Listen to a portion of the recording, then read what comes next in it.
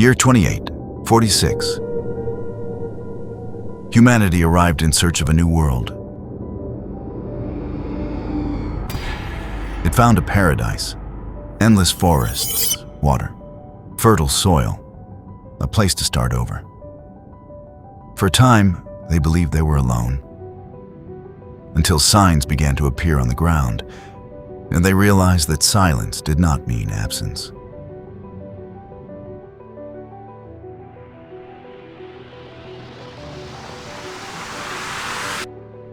Welcome to History of the Future. Subscribe.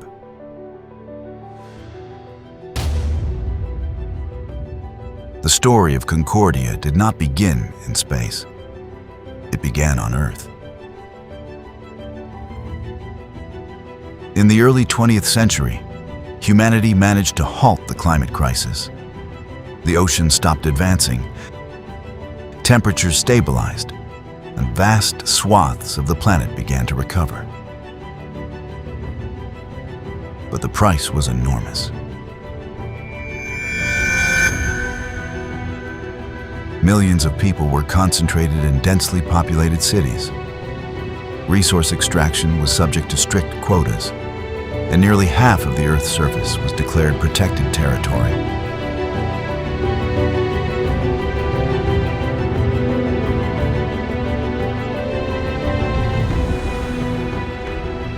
The Earth wasn't dying, it was recovering.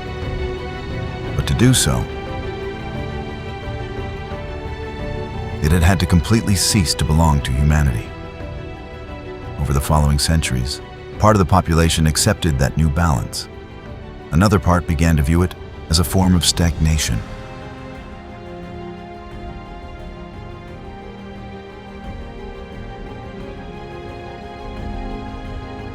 Expansion, for millennia associated with progress, had become a forbidden activity. That is why, when Kepler 186f was confirmed as habitable, the planet represented more than just a scientific destination. It represented a second chance. And this time, humanity had no intention of merely observing it. Thus was born Project Continuity, the first mission designed not to explore another world, but to found a new civilization on it.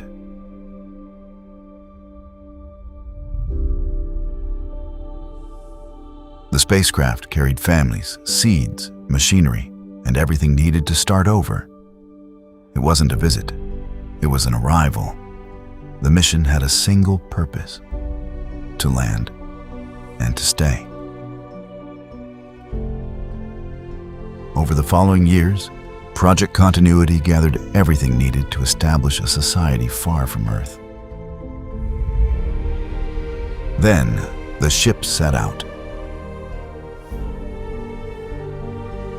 Centuries later, after traversing the void with its passengers in stasis, the Continuity finally reached Kepler 186f.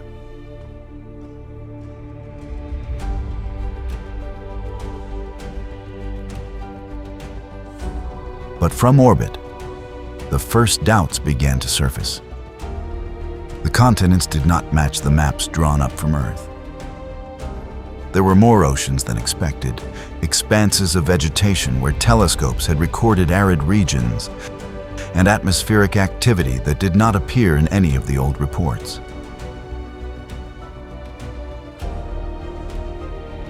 The navigation systems assured them they were in the right place. The images told a different story. Even so, they landed. The first settlement was built in a valley surrounded by giant conifers.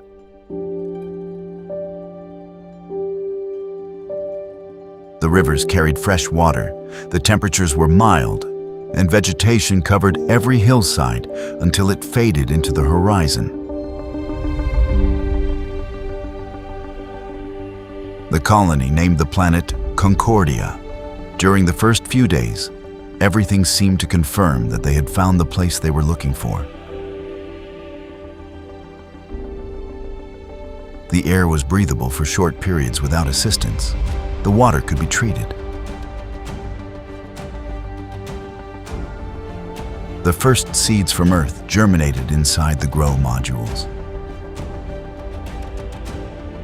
For a few weeks, Concordia seemed like paradise.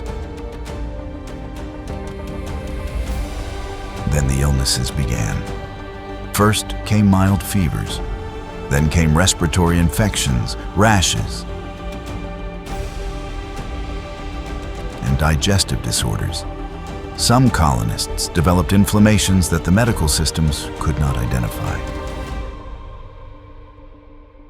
Others took a turn for the worse in a matter of hours. There was no single cause.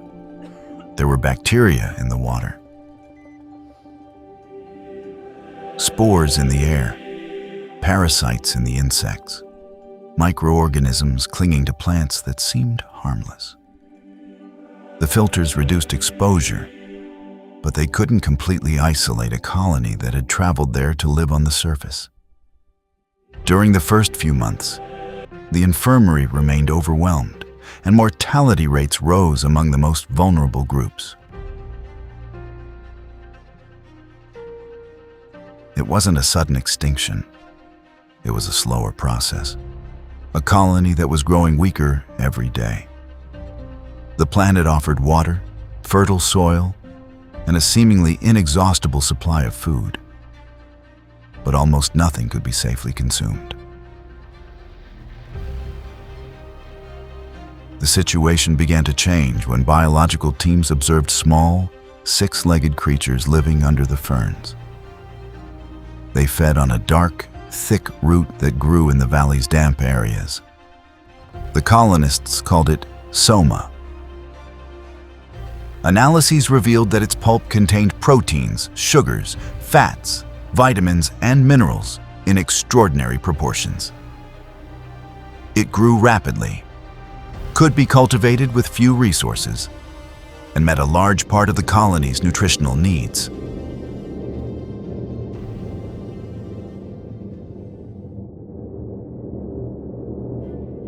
It did not cure diseases, nor did it make the colonists immune, but it provided a stable food source as the ship's reserves began to run low.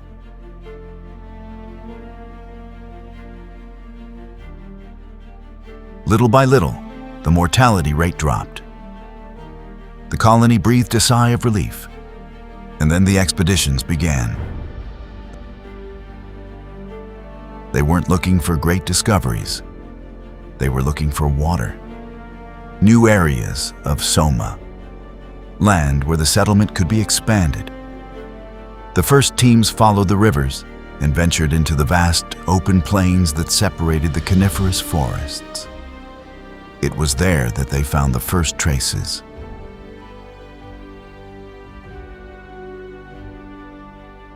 Footprints 2 meters wide, sinking deep into the mud. The distance between each footprint exceeded 6 meters.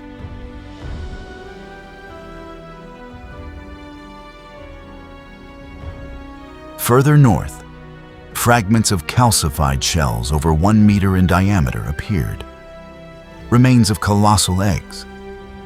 Kilometers of devastated forest where centuries-old trees had fallen in the same direction, forming a wide strip that cut across the continent like a natural highway.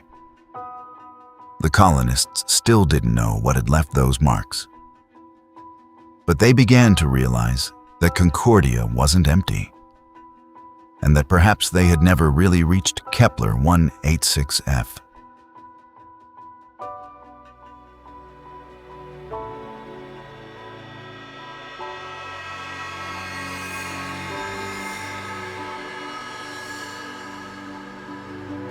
The footprints changed the way the colonists viewed Concordia.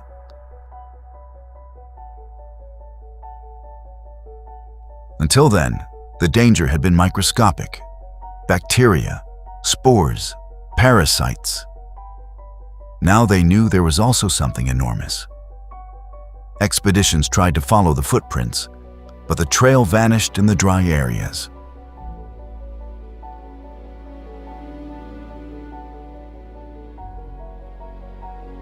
Drones scoured the forests for days without finding any creatures. There were no images, Only signs. Branches snapped off 20 meters up. Marked tree trunks. Entire clearings crushed under a weight of several metric tons. For a while, they thought those creatures were avoiding humans.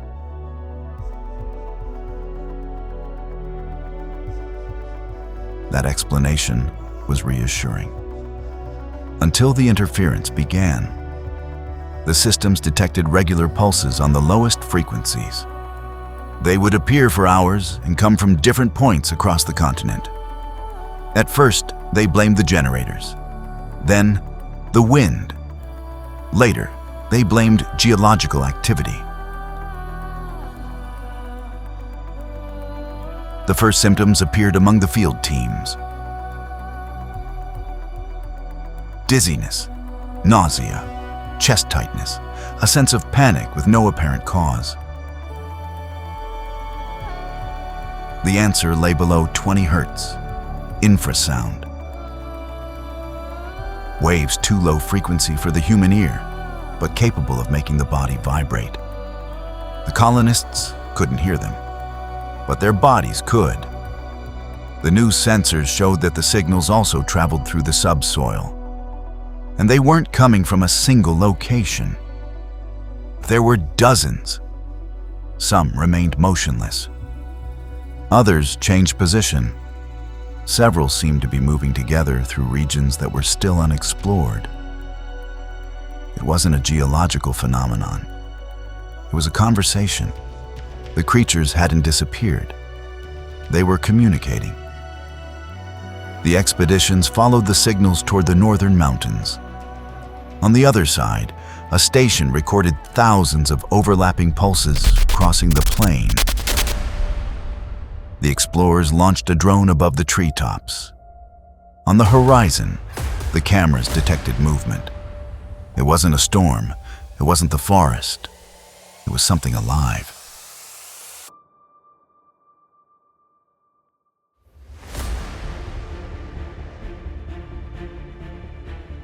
The signal led toward the northern mountains. For several days, the teams followed the pulses without finding anything. Just vibrations.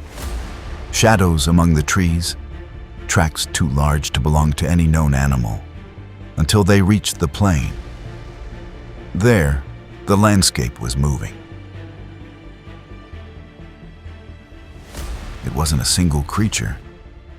There were hundreds.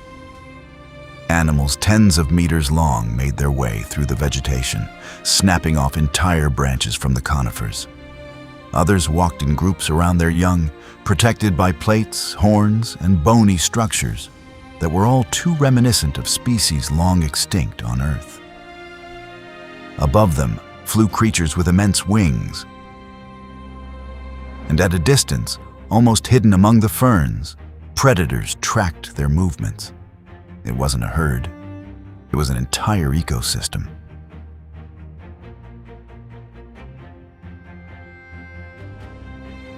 For millions of years, humanity had known these animals only through incomplete fossils and reconstructions.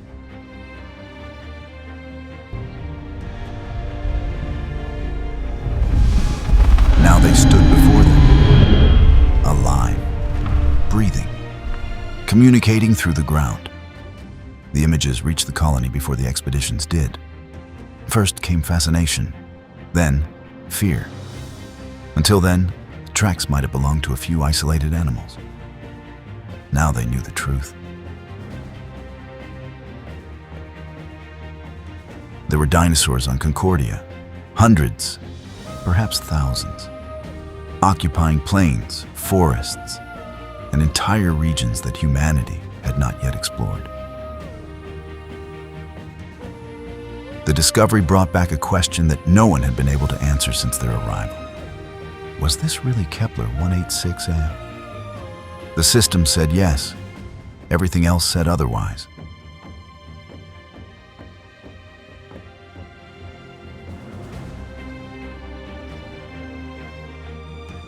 Some proposed abandoning the planet. But the mission had never been designed to return. There wasn't enough fuel. There was no second ship. There was no other destination. Concordia wasn't a stopover. It was the end of the journey. And now humanity would have to learn to live in a world ruled by giants.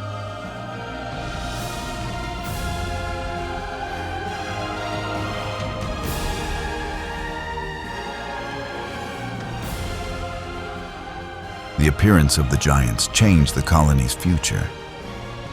They were no longer trying to survive on an unknown planet. Now they had to decide what to do about the species that already inhabited it. The first reaction was fear. Expeditions were restricted, access points to the valley were fortified, and barriers began to be erected around the settlement. For some of the colonists, that wasn't enough.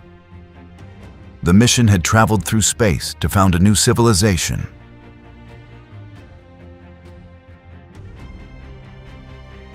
If the dinosaurs posed a threat, they had to be driven out of the surrounding regions or eliminated. For thousands of years, humanity had protected its cities by destroying everything it could not control. Predators, forests, entire species. Concordia could become another human world. It just had to be cleared out first. And that was exactly what they set out to do.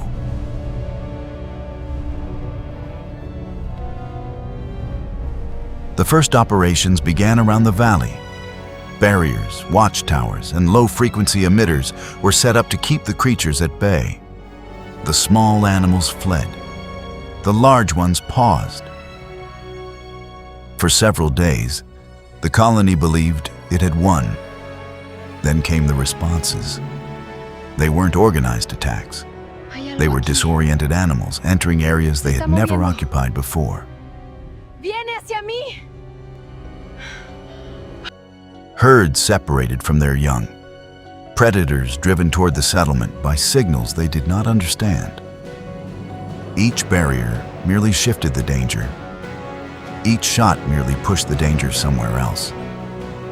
And the more they tried to bring order to Concordia, the more unpredictable it became. The colony split once again. Some demanded they be wiped out. Others called for halting the offensive before fear turned into war. But fear ultimately prevailed, and the offensive unleashed chaos throughout the valley. When it was over, much of the settlement had vanished.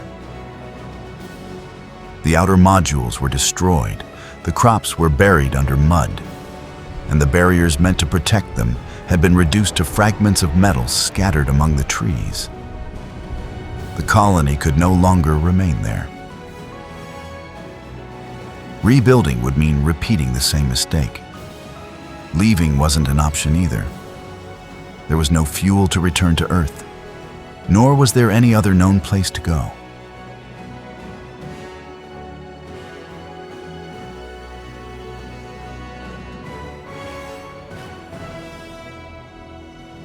For days, the survivors took refuge in the ruins of the continuity, while the giants reoccupied the valley. Then a third possibility emerged. The mountains surrounding the settlement were crisscrossed by ancient volcanic cavities. Deep, stable tunnels wide enough to house the entire colony. They couldn't conquer the surface, but perhaps they could live beneath it. The decision wasn't made immediately. For some, leaving the valley meant accepting defeat.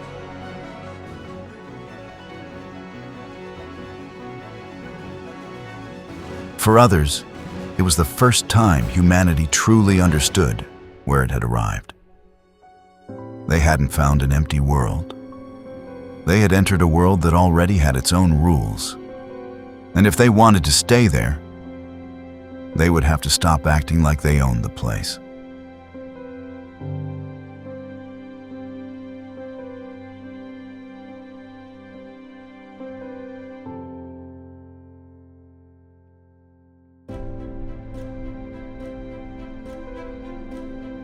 The survivors left the valley and took refuge in the mountain caverns. The first few days underground were the hardest. The air was thick, the light artificial. The echo of every step reverberated through the caverns before fading away. They had traveled across space to found a civilization under a new sky. And now they lived beneath volcanic rock while the giants walked above their heads.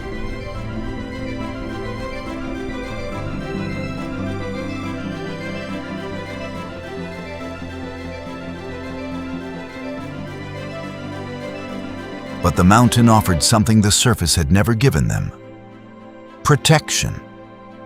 The ancient caverns could be expanded. Underground rivers provided water filtered through kilometers of rock. The remains of the continuity were dismantled to reinforce the tunnels and power the first farming systems. The new city did not grow on top of Concordia. It grew inside it. Over time, the soma crops adapted to the underground chambers. Then, the sensors began to show something new. The giants' pulses were not random. They recurred at specific times. They changed with the rains, with the movement of the herds, with the river levels. A biologist called that pattern the Concordia pulse. The name stuck.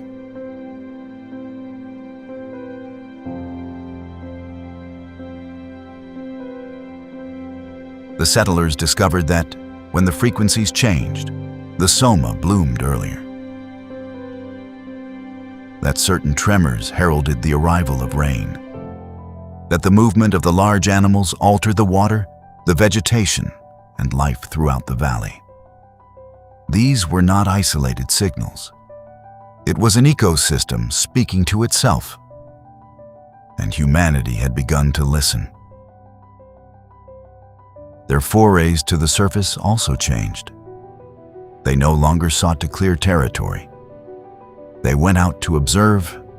They learned to move when the giants were resting, to avoid breeding grounds, to skirt the paths cleared by the herds rather than cross them. The infrasound sensors were no longer an alarm. They became a means of navigation. They hadn't tamed Concordia. They had learned part of its language.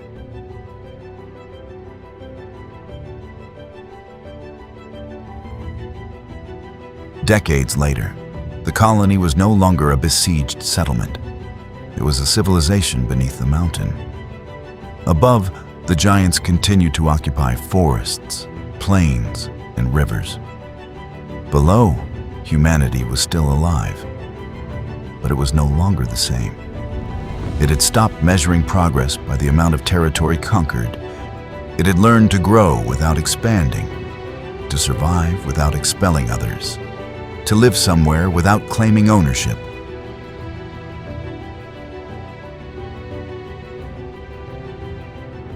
And yet, one question remained unanswered. The systems continued to place them on Kepler 186f. But the creatures, plants, and landforms of the planet belonged to a history far too similar to that of Earth. The systems insisted that this was Kepler 186f. But Concordia held memories of a world that humanity believed it had left behind millions of years ago. The only thing they came to understand was something simpler. They had not arrived at an empty world. They had arrived at a world that already had its own history. And to stay there, they had to learn to be guests.